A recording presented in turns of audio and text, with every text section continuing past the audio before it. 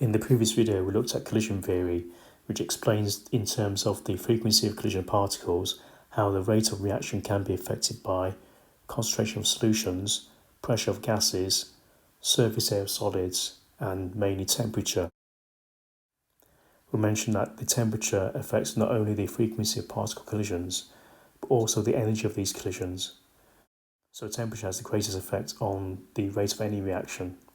We also mentioned how catalysts speed up a reaction without affecting the frequency of collisions or energy of the collisions, by providing an alternative reaction pathway that has a lower activation energy, so a greater proportion of particles exceed the activation energy at any given time, leading to more successful collisions per unit time. In this video, we're going to look at two connected topics. Firstly, we're going to review some of the techniques and procedures that can be used to investigate reaction rates. We will then look at how the results from these practical procedures can be used to plot graphs from which we can calculate reaction rates. Different reactions require different techniques to monitor their progress. A reaction that produces a gas may be monitored by measuring the volume of the gas at regular intervals. We may be able to do this in a number of different ways. One way is to use a gas syringe, which is a large, accurately calibrated glass syringe. This will be clamped into position, ensuring the graduations are not covered up by the clamp. The gas syringe then is connected via a delivery tube to a reaction vessel containing the reactants.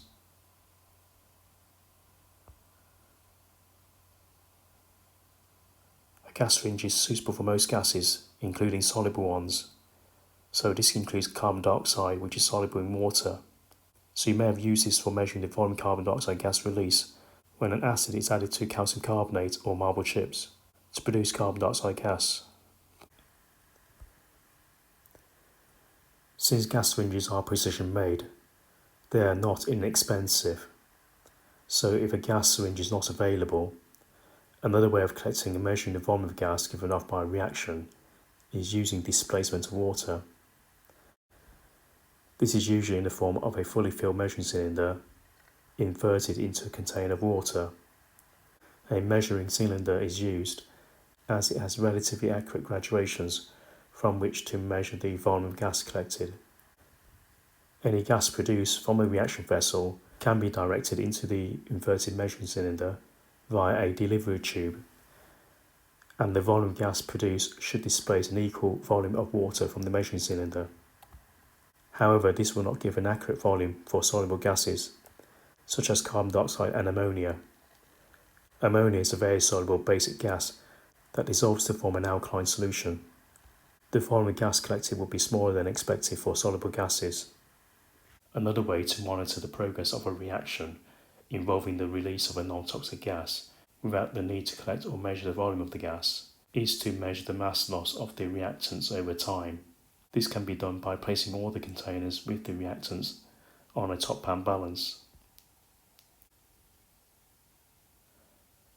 After mixing the reactants, all emptied containers must remain on the balance, as removing them will cause a decrease in the balance reading, not caused by the loss of gas product from the reaction. A conical flask is often used as a reaction vessel, as it has a narrower neck than a beaker to prevent any loss of solution by the effervescing solution. Mineral wool or cotton wool is often used to prevent loss of reactants from the fizzing solution.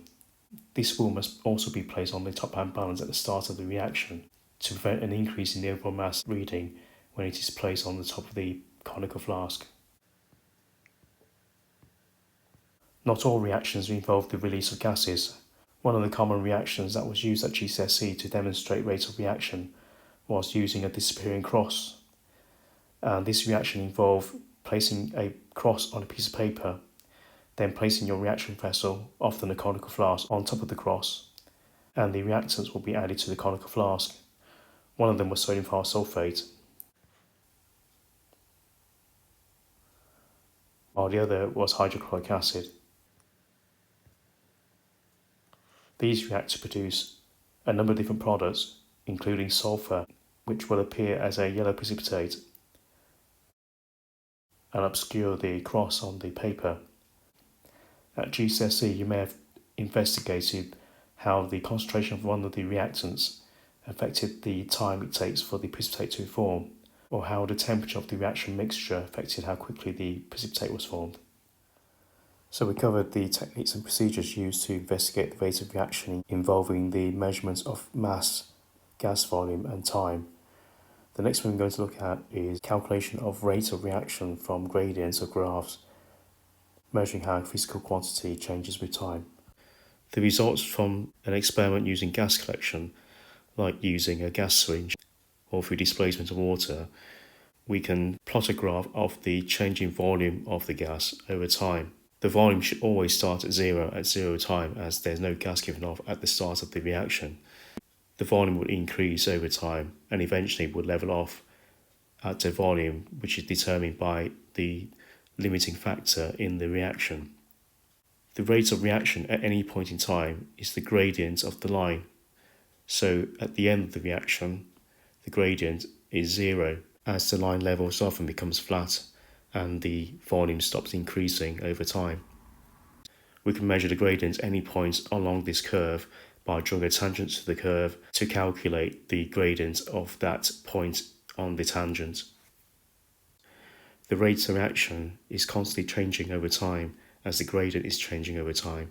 It is as steep as at the start of the reaction, where the concentration of the reactant is highest. Near the end of the reaction, where the concentration of the reactant is the lowest, the gradient is the shallowest, and therefore the rate is the lowest. And as we said, the rate is zero when the line is flat. So if we want to work out the rate of reaction at 10 seconds, we need to draw a tangent to the curve here at 10 seconds.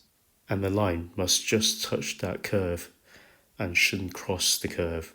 The best way to draw the line is move the rule towards the curve and adjust it so that it just touches the curve at the time you want to measure the rate of. So if you cross the curve, then that will be wrong. And if you touch the curve there, this will be measuring the rate at this point in time rather than this point in time.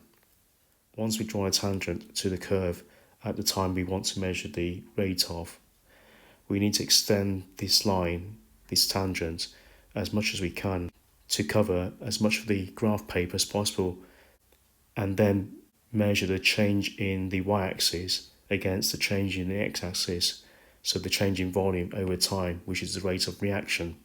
A common mistake in measuring the tangent to the curve of the line is to draw too small a triangle.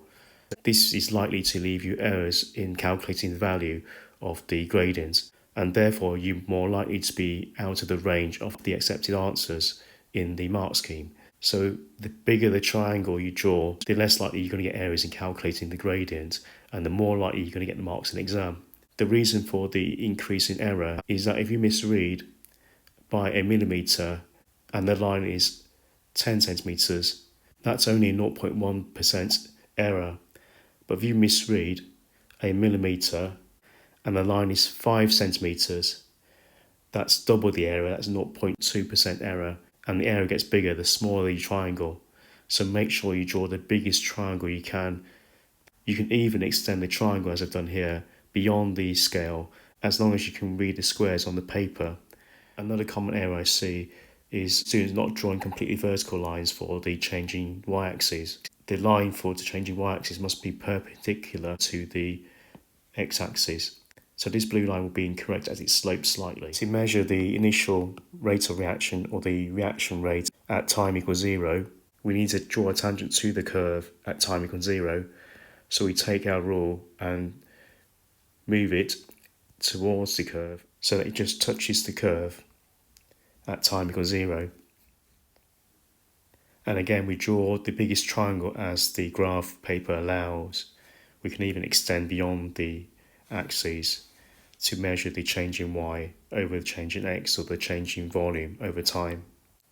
And you see from the comparison of the purple triangle and the red triangle that the gradient is steeper for time equals 0. So the fastest rate is the initial rate, or the rate at time equals 0.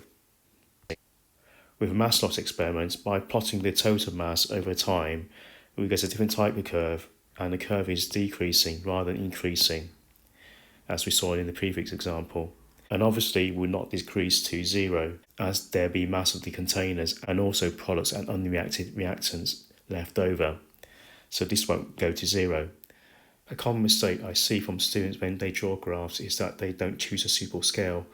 So since we know the mass won't go to zero, we don't have to start the y-axis at zero.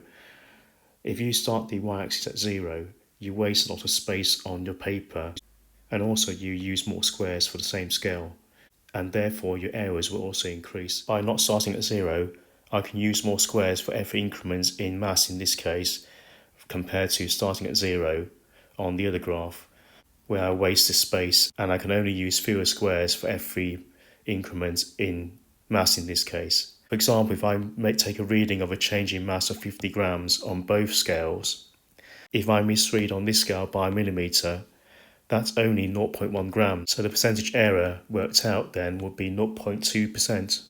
Whereas using this other scale, if I misread by a millimetre, this millimetre will represent 0.2 grams. So I would have misread it by 0.2 grams. So that would double the error in my reading.